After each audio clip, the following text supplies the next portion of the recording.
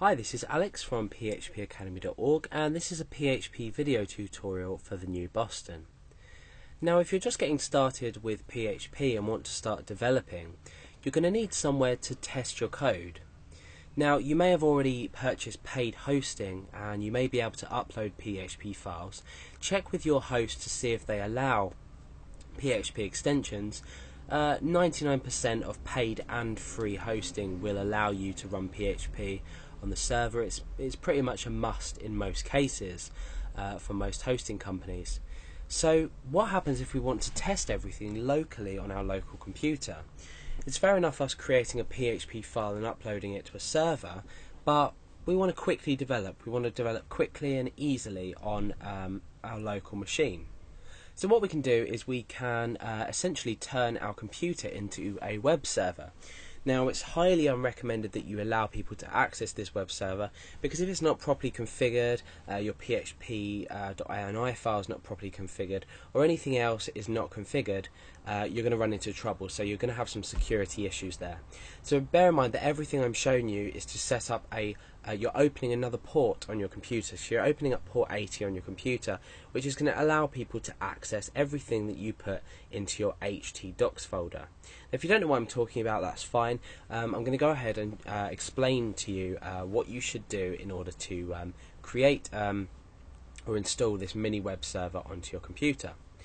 Now, I personally use XAMPP, and the whole thing behind your web server and PHP is that you're going to be using Apache, and then PHP is a module, if you like, on top of Apache, which allows you to compile in the background server side, because PHP is a server side language. It allows you to compile PHP files and run them and display the contents of your actions in the browser. So basically you need something like XAMPP or something like WAMP. I'm showing you WAMP simply because you know, if you're having problems with XAMPP or for any reason you want to use WAMP, but I'm just going to show you that to tell you that it is available. However, I'm going to be dealing with XAMPP and XAMPP default directories, things like that. So if you'd like to follow along with this tutorial, I'm going to be using XAMPP. Otherwise, go and install WAMP and see if you can take anything from this tutorial away with you and apply it to WAMP settings as well. Now, the first thing you're going to need to do is obviously come to apachefriends.org, and you're going to come down here and you're going to say XAMPP for Windows, Linux, Mac OS, Solaris, any obviously operating system that you are using. So it's obviously free of charge. We've got little screenshots here, and easy installation, deinstallation, etc, etc, etc. So you can download this for Windows by just simply clicking XAMPP for Windows. And I'm going to be giving you the example here and running through for Windows.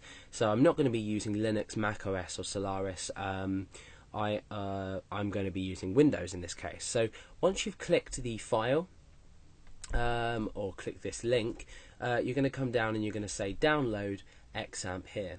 So the installation here says method A, installation with the installer or without the installer. We're going to choose XAMPP here, and what that's going to do is we can click on installer. So I'd highly recommend you install it with the installer. We're going to click that and it's going to download, so pretty simple stuff. You're going to open this installation file once it's downloaded. So obviously it's hosted with SourceForge.